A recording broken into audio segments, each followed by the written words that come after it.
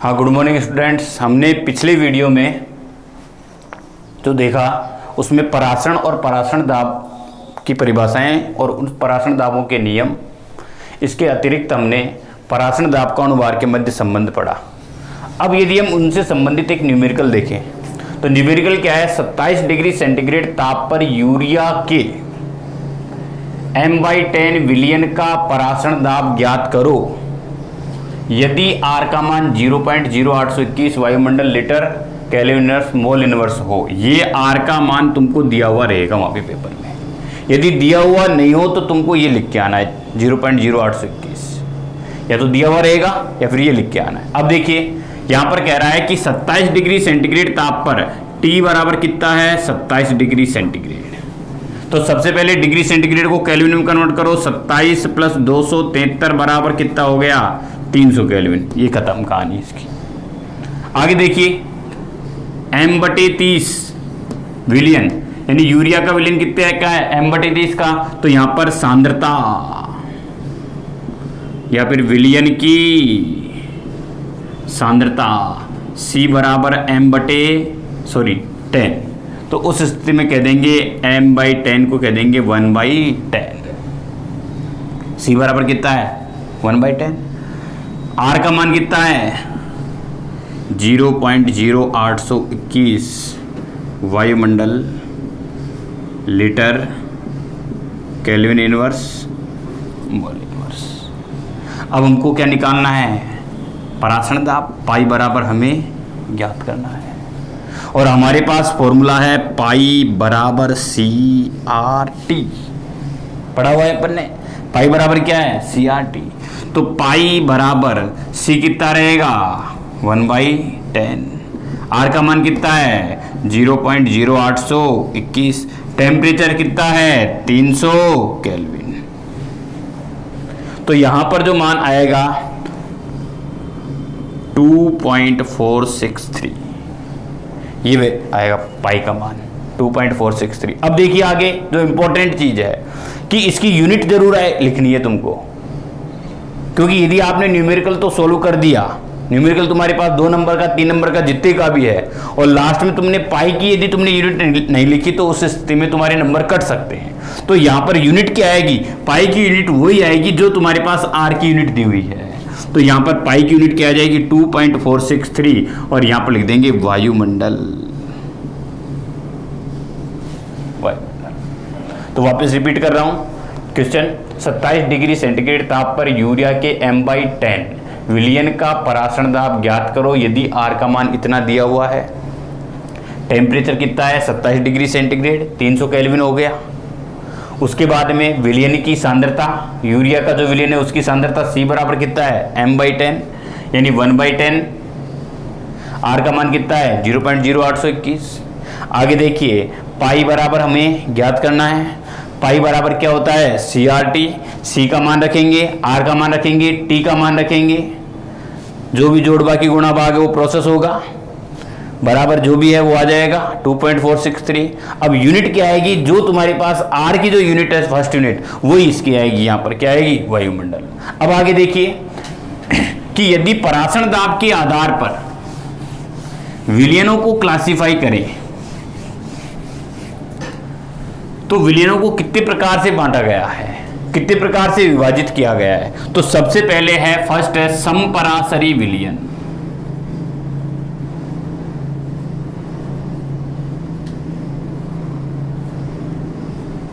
समपरासरी विलियन, समपरासरी विलियन किसे कहते हैं, वे दो विलियन, दो भी करिए रहे, इनमें विलियन भरा हुआ है। वे दो विलियन जिनके परासरण दाब समान हो, इस प्रकार के विलियनों को कहेंगे समपरासरी विलियन। यानी जो परासरण दाब इसका है वही परासरण दाब इसका हो, इस प्रकार के विलियनों को क्या कहेंगे, समपरासरी विलियन। अब इस स्थिति में इस प्रकार के विलियनों की मोलर सांद्रताएं दोनों की क्या रहेंगी, समान। मोलर सांद्रताएं समान होंगी। जैसे माना कि इसकी मोलर सांद्रता क्या है, C1, और इसकी मोलर सांद्रता क्या है, C2। तो उस स्थिति में हम कहेंगे कि दोनों के परासरण दाब समान है। जितना परासरण दाब इसका है उतना ही परासरण दाब इसका है, दोनों समपरासरी विलयन है। तो उस स्थिति में हम कह देंगे C1 बराबर क्या हो जाएगा, C2। और हमने पीछे भी पढ़ा है चूंकि C बराबर है N/V, तो हम यहां पर क्या कह देंगे N1/V1 बराबर N2/V2। N1/V1 बराबर क्या हो जाएगा N2/V2। तो हम लास्ट में यहां पर ये कह देंगे चूंकि N बराबर होता है W/M, तो हम यहां पर क्या कहेंगे W1/M1 इंटू V1 बराबर क्या हो जाएगा W2/M2 इंटू V2, बॉक्स में डाल दो। यानी W1/M1 इंटू V1 बराबर क्या हो जाएगा W2/M2 इंटू V2। तो संपरासरी विलयन कौन से विलयन होते हैं? वे दो विलयन जिनकी परासरण दाब क्या होते हैं? समान होते हैं, उन्हें कहेंगे संपरासरी विलयन। उस स्थिति में इन दोनों विलयनों की मोलर सांद्रताएं भी क्या होंगी? समान। तो C1 बराबर C2, हमने C बराबर क्या पढ़ा है N/V, तो N1/V1 बराबर N2/V2, तो N बराबर क्या होता है W/M, तो W1/M1 इंटू V1 बराबर W2/M2 इंटू V2। देखिए यदि हम न्यूमेरिकल को देखें तो इसका न्यूमेरिकल है 4% यूरिया का विलयन अन्य कार्बनिक यौगिक के 12% विलयन के साथ समपरासरी है। इसका मतलब है कि न्यूमेरिकल समपरासरी विलयन से संबंधित है। तो उस कार्बनिक यौगिक का अणुभार ज्ञात कीजिए। अब इस ऐसे न्यूमेरिकल को सॉल्व करने के लिए सबसे पहले एक तरफ तो लिख देंगे यूरिया का विलयन है, तो यूरिया, और दूसरी तरफ है कार्बनिक यौगिक। अब देखिए 4% यूरिया का विलयन, यानी हम कह देंगे W1 बराबर कितना है 4 ग्राम। 100% में 4% है तो 100 ग्राम में कितना होगा 4 ग्राम। क्लियर। आगे देखिए W2 बराबर कार्बनिक यौगिक के 12% विलयन के साथ समपरासरी है, W2 बराबर 12 ग्राम। आगे चलो W1 हो गया। उसके बाद में M1 क्या जाएगा यूरिया का अणुभार, और यूरिया का फॉर्मूला होता है NH2CONH2, अणुभार होगा 60। आगे लिख दो मोल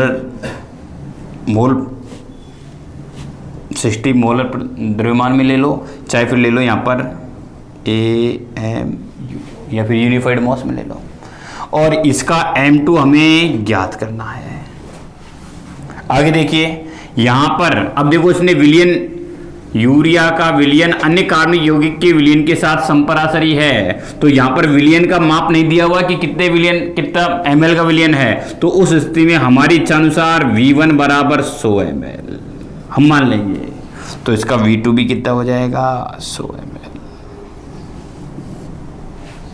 पूछ क्या रहा है M2, फॉर्मूला हमको मालूम है W1/M1 V1 बराबर W2/M2 V2।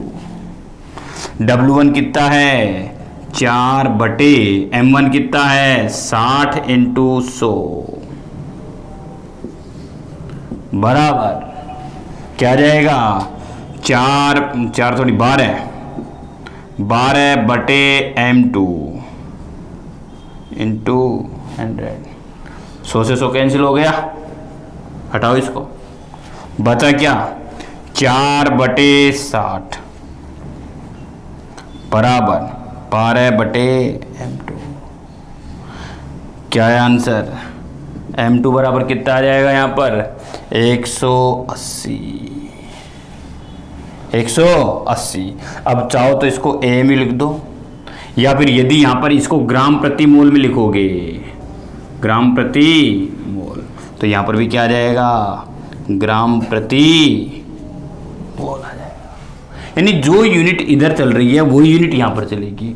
ये AMU में है तो ये भी AMU में, ये यूनिफाइड मॉस में है तो ये भी यूनिफाइड मॉस में, ये मोल द्रव्यमान ग्राम प्रति मोल में है तो ये भी किस में आएगा, ग्राम प्रति मोल में। तो क्वेश्चन वापस रिपीट कर देते हैं, ये यूरिया का इतने प्रतिशत का विलयन इतने प्रतिशत कार्बनिक यौगिक के विलयन के साथ संपरासरी है। पूछ क्या रहा है, कार्बनिक यौगिक का अनुभार। तो सबसे पहले हमको देखना है रिलेशन कौन सा लगाना है, रिलेशन ये लगेगा। तो 4% है तो यानी 100% में 4% है तो 100 ग्राम में कितना होगा, 4 ग्राम। कितना हो गया, 12 ग्राम।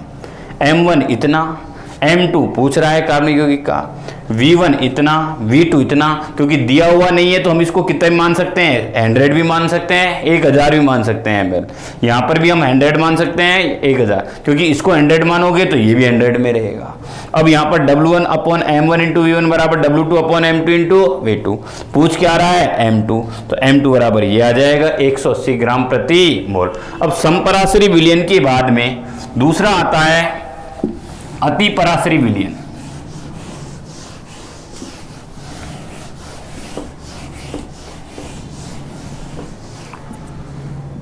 दूसरा है अति परासरी विलयन।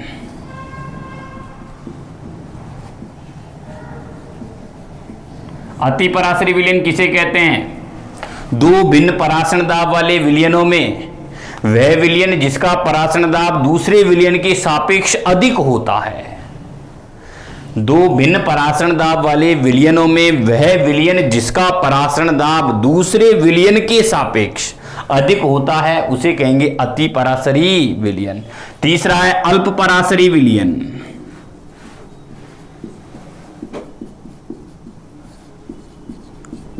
अल्प परासरी विलयन, दो भिन्न परासरण दाब वाले विलयनों में वह विलयन जिसका परासरण दाब दूसरे विलयन के सापेक्ष क्या होता है, कम होता है, उसे कहेंगे अल्प परासरी विलयन।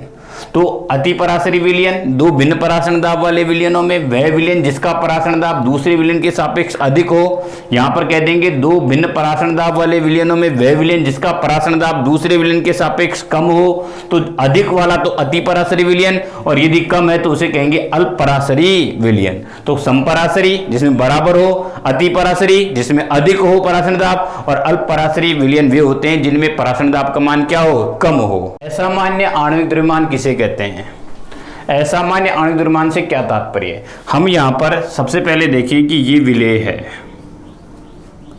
और ये है विलायक। जो ही हम विलेय को विलायक में मिलाएंगे उस स्थिति में यहां पर दो प्रोसेस हो सकते हैं विलयन में। पहला प्रोसेस कौन सा, कि विलेय के अणुओं का वियोजन हो जाए, यानी विलेय के अणु अपने घटकों में क्या हो जाएं, वियोजित हो जाएं। दूसरा प्रोसेस कौन सा हो, कि विलेय के कुछ अणु आपस में संयोजित होकर एक बड़े अणु का निर्माण कर ले। तो हम यहां पर ये कहेंगे कि विलयन की प्रक्रिया, विलयन में जो जो प्रोसेस होंगे वो कौन कौन से हो सकते हैं, एक तो संगुणन हो सकता है और एक वियोजन। तो पहला तो लिख देंगे वियोजन और दूसरा है संगुणन। वापिस समझो कि जो ही हम विलेय को इस विलायक में मिला रहे हैं तो उस स्थिति में यहां पर दो प्रोसेस हो सकते हैं। पहला प्रोसेस कि विलेय के अणुओं का वियोजन हो जाए, यानी विलेय के अणु टूट जाएं, और दूसरा प्रोसेस कौन सा है कि विलेय के अणु आपस में मिलकर एक बड़े अणु का निर्माण कर ले। पहला प्रोसेस विलेय के अणु टूट जाएं, दूसरा विलेय के अणु आपस में मिलकर एक बड़े अणु का निर्माण कर लें। यदि टूटते हैं तो उसे कहते हैं वियोजन और यदि जुड़ते हैं तो उसे कहते हैं संगुणन। अब देखिए हम एग्जांपल लेते हैं, जैसे यदि हमने NaCl लिया और इसको यदि हमने जल में मिलाया, लाइक जल, तो उस स्थिति में हम कहेंगे कि जो ही जल में मिलाएंगे तो ये NaCl दो में टूट जाएगा, Na+ और Cl- आयन। आगे जैसे CaCl2 है, इसको हम जल में मिलाएंगे तो उस स्थिति में CaCl2 दो में टूट जाएगा, Ca+2 में और 2Cl- आयन में। इसके अलावा K4FeCN6,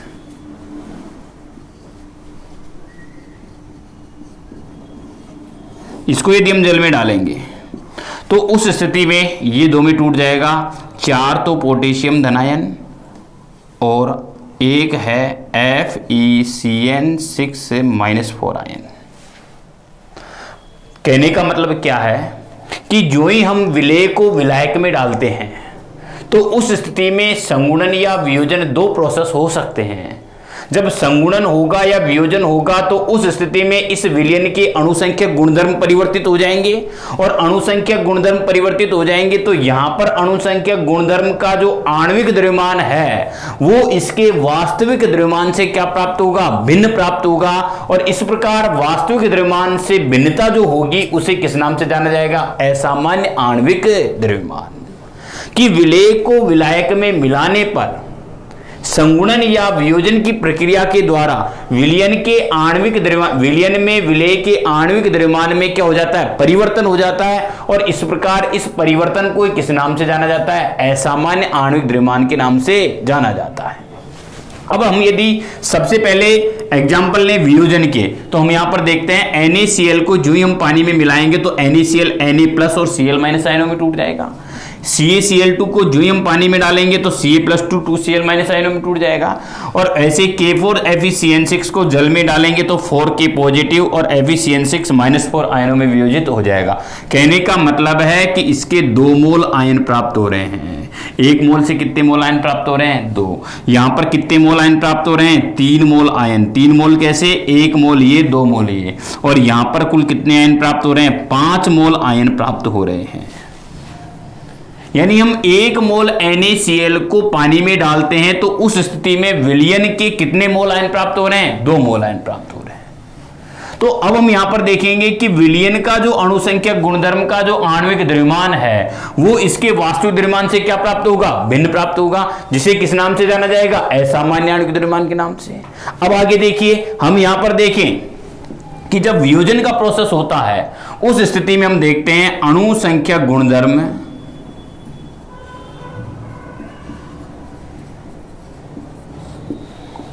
अणुसंख्यक गुणधर्म इनवर्सली प्रोपोर्शनल टू, यानी व्युत्क्रमानुपाती आणविक द्रव्यमान। तो उस स्थिति में हम यहां पर कहेंगे कि इसका जो आणविक द्रव्यमान प्राप्त होगा, विलयन NaCl का विलयन अवस्था में जो आणविक द्रव्यमान प्राप्त होगा वो इसके वास्तविक आणविक द्रव्यमान से 1/2 भाग प्राप्त होगा। ये कितना प्राप्त होगा, 1/3 भाग। और ये कितना प्राप्त होगा, 1/5 भाग। वापिस रिपीट कर रहा हूं, समझो कि हम यहां पर ये कह रहे हैं कि 1 मोल NaCl को पानी में डालने पर यह अपने 2 मोल आयनों में वियोजित हो रहा है। और उस स्थिति में हम कह रहे हैं अणुसंख्यक गुणधर्म जो है वो उस आणविक द्रव्यमान की क्या होते हैं, आणविक द्रव्यमान की क्या है, व्युत्क्रमानुपाती है। तो यहां पर जो NaCl का जो अणुसंख्यक गुणधर्म के द्वारा जो आणविक द्रव्यमान प्राप्त होगा वो इसके वास्तविक द्रव्यमान का कितना प्राप्त होगा, 1/2 भाग। यहां पर CaCl2 का जो अणुसंख्यक गुणधर्म के द्वारा जो आणविक द्रव्यमान प्राप्त होगा, यानी यहां पर जो Mb प्राप्त होगा, यहां पर जो Mb प्राप्त होगा, यहां पर जो Mb प्राप्त होगा, उसके ये इसके वास्तविक द्रव्यमान का कितना आएगा, 1/3 भाग। और ये कितना आएगा, 1/5 भाग, क्योंकि ये कितने मोल में वियोजित हो रहा है, 5 मोल में। तो ये तो प्रोसेस हो गया वियोजन का। वियोजन के प्रोसेस में ये अपने आयनों में टूट जाएंगे। उस स्थिति में विलयन अवस्था में इसका जो आणविक द्रव्यमान प्राप्त होगा वो इसके वास्तविक द्रव्यमान का कितना आएगा, 1/2 भाग। यहां पर विलयन अवस्था में जो आणविक द्रव्यमान प्राप्त होगा Mb, वो इसके वास्तविक अवस्था का क्या आएगा, 1/3 भाग। और यहां पर विलयन अवस्था में जो Mb आएगा वो इसके वास्तविक का कितना आएगा, 1/5 भाग। क्योंकि ये 2 मोल आयनों में, ये 3 मोल आयनों में और ये 5 मोल आयनों में वियोजित हो रहा है। और अणुसंख्यक गुणधर्म जो है वो आणविक द्रव्यमान के क्या है, व्युत्क्रमानुपाती। अब अगली कहानी आती है वियोजन के बाद में संगुणन की। संगुणन को कैसे,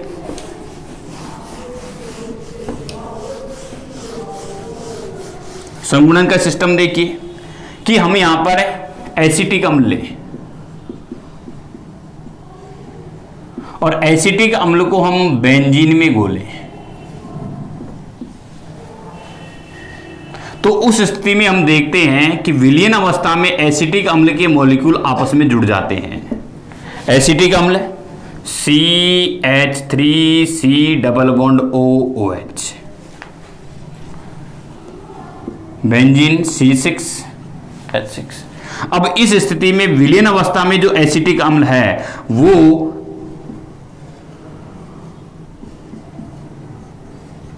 द्विलक रूप में एकत्रित हो जाएंगे मॉलिक्यूल।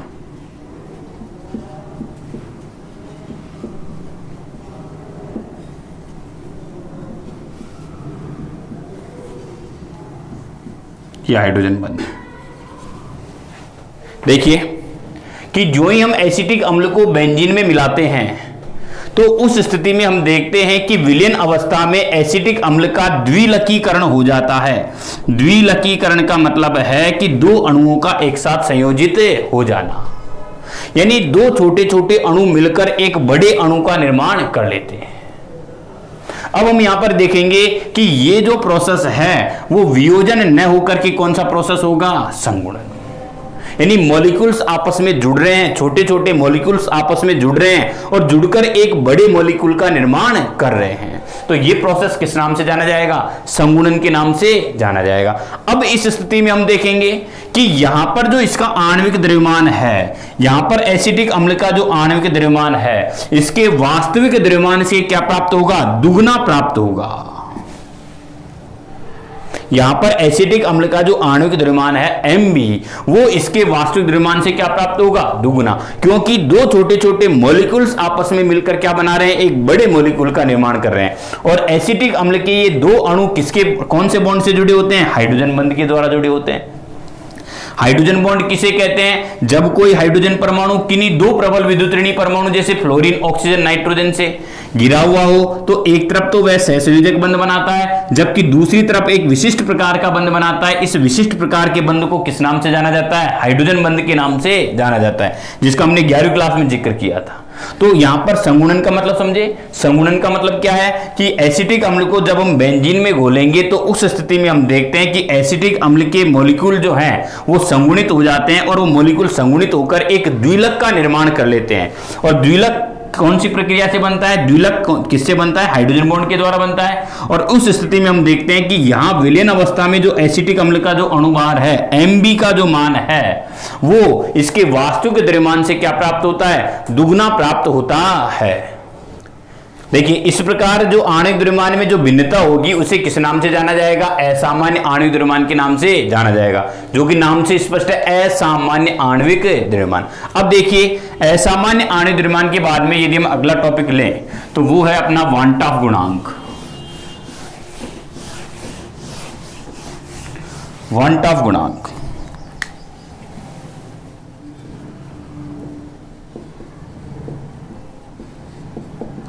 देखिए असामान्य आणविक द्रव्यमान को स्पष्ट करने के लिए, असामान्य आणविक द्रव्यमान को एक्सप्लेन करने के लिए वांटॉफ ने अपना एक गुणांक दिया जिसे किस नाम से जाना जाता है, वांटॉफ गुणांक के नाम से जाना जाता है। और इस वांटॉफ गुणांक का संकेत होता है आई, स्मॉल आई।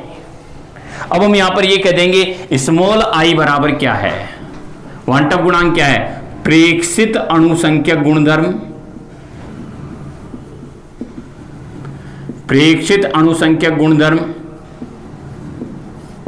बटे सैद्धांतिक अणुसंख्यक गुणधर्म।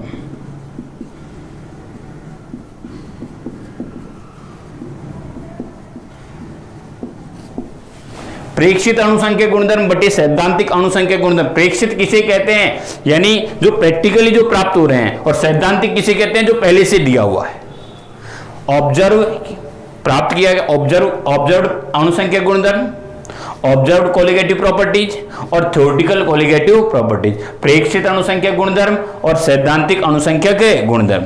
अब देखिए आई बराबर क्या हो जाएगा, संगुणन या वियोजन के पश्चात, संगुणन या वियोजन के पश्चात प्राप्त कणों की संख्या बटे संगुणन या वियोजन से पूर्व कणों की संख्या। क्योंकि बीकर की जो प्रोसेस है, बीकर का जो प्रोसेस है उसमें दो प्रोसेस हो रहे हैं, एक तो संगुणन या फिर वियोजन। तो विलेय को डालने से पहले और विलेय को डालने के बाद तो वांट ऑफ आई बराबर क्या है, संगुणन या वियोजन के पश्चात, यानी जो हमने विलेय डाला उसके बाद में कितने कण प्राप्त हो रहे हैं, अपॉन संगुणन या वियोजन से पूर्व डाला उससे पहले कितने कण थे, तो ये आ जाएगा आई, वांट ऑफ गुणांक आई बराबर संगुणन या वियोजन के पश्चात कणों की संख्या और संगुणन या वियोजन से पूर्व कणों की संख्या। अब देखिए हम क्या करेंगे, प्रत्येक अणुसंख्या गुणधर्म को ले लेंगे, आई बराबर कैसे रिप्रेजेंट करेंगे, डेल्टा पी प्रेक्षित बटे डेल्टा पी सैद्धांतिक बराबर डेल्टा टीबी प्रेक्षित बटे डेल्टा टीबी सैद्धांतिक बराबर डेल्टा टीएफ प्रेक्षित बटे डेल्टा टीएफ सैद्धांतिक बराबर पाई प्रेक्षित बटे पाई सैद्धांतिक। समझिए हमने क्या किया है, प्रत्येक अणुसंख्यक गुणधर्म का वांट ऑफ निकालने के लिए डेल्टा पी प्रेक्षित बटे डेल्टा पी सैद्धांतिक, वाष्प दाब का जो अवनमन है वो प्रेक्षित बटे सैद्धांतिक, डेल्टा टीबी प्रेक्षित बटे डेल्टा टीबी सैद्धांतिक, क्वथनांक उन्नयन है वो प्रेक्षित वैल्यू बटे सैद्धांतिक वैल्यू, हिमांक अवनमन है उसकी प्रेक्षित वैल्यू बटे सैद्धांतिक वैल्यू, और यहाँ पर पाई परासरण दाब जो है उसकी प्रेक्षित वैल्यू बटे उसकी सैद्धांतिक वैल्यू। इसके आधार पर हम क्या याद कर लेंगे, वांट ऑफ गुणांक आई। अब आगे देखिए, यदि आई बराबर कितना हो, एक, कंडीशन देखो आई बराबर कितना है, एक, तो उस स्थिति में कहेंगे न तो वियोजन हो रहा है और न ही संगुणन हो रहा है, यानी न तो वियोजन हो रहा है और न ही संगुणन हो रहा है। आगे क्या कह रहा है, आई इज लेसर देन 1, आई का मान 1 से कम हो तो उस स्थिति में कहेंगे संगुणन होता है, और आई इज ग्रेटर देन 1 तो उस स्थिति में कहेंगे वियोजन होगा। अब देखिए, यदि एसिटिक अम्ल को आप बेंजीन में डाल रहे हो तो उस स्थिति में हम देखते हैं संगुणन हो रहा है, और संगुणन हो रहा है तो उस स्थिति में वांट ऑफ का मान क्या प्राप्त होगा, 1 से कम प्राप्त होगा। तो एसिटिक अम्ल के लिए जो वांट ऑफ आएगा वो हमेशा कितना आएगा, 1 से कम, क्योंकि संगुणन प्रोसेस हो रहा है। अब मैं कह रहा हूं कि यदि हम पानी में NaCl को डाल रहे हैं तो उस स्थिति में हम कहेंगे कि वियोजन हो रहा है, तो उस स्थिति में वांट ऑफ का मान कितना आएगा, 1 से अधिक आएगा। अब देखिए, वांट ऑफ का मान यदि 1 से अधिक है तो उस स्थिति में हम कहेंगे वियोजन, वांट ऑफ 1 से कम है तो उस स्थिति में कहेंगे संगुणन, और हम कह रहे हैं कि वांट ऑफ जब 1 ही है तो न तो संगुणन और न ही वियोजन, इसका मतलब विलयन बना ही नहीं है, विलय ने विलायक से कोई इंटरेक्शन नहीं किया है। अब आगे देखिए, अब यदि हम प्रत्येक अणुसंख्या गुणधर्म को वांट ऑफ से ले, वांट ऑफ से संबंधित करें तो देखिए, वांट ऑफ गुणांक के साथ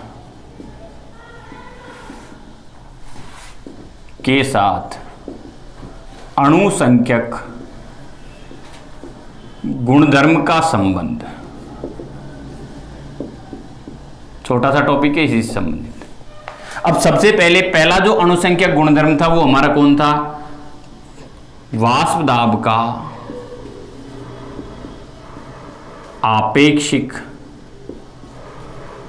अवनमन, और उसके लिए फॉर्मूला क्या था, P0A minus PA upon P0A बराबर क्या था, काई B, और वांट ऑफ के साथ ले रहे हैं तो इसको I से गुणा कर दो। ये हो गया वांट ऑफ गुणांक के साथ वाष्प दाब का आपेक्षिक अवनमन जो अणुसंख्यक गुणधर्म है उसका संबंध है। दूसरा देखिए, दूसरा हमारा अणुसंख्यक गुणधर्म कौन सा था, क्वथनांक उन्नयन। और वो क्या था, डेल्टा टीबी बराबर के बी इंटू स्मॉल एम, और वन टॉप के साथ कर रहे हैं संबंध, तो डेल्टा टीबी बराबर क्या हो जाएगा, आई into K B into small M. अब देखिए हम इसको ऐसे भी लिख सकते हैं, डेल्टा टीबी बराबर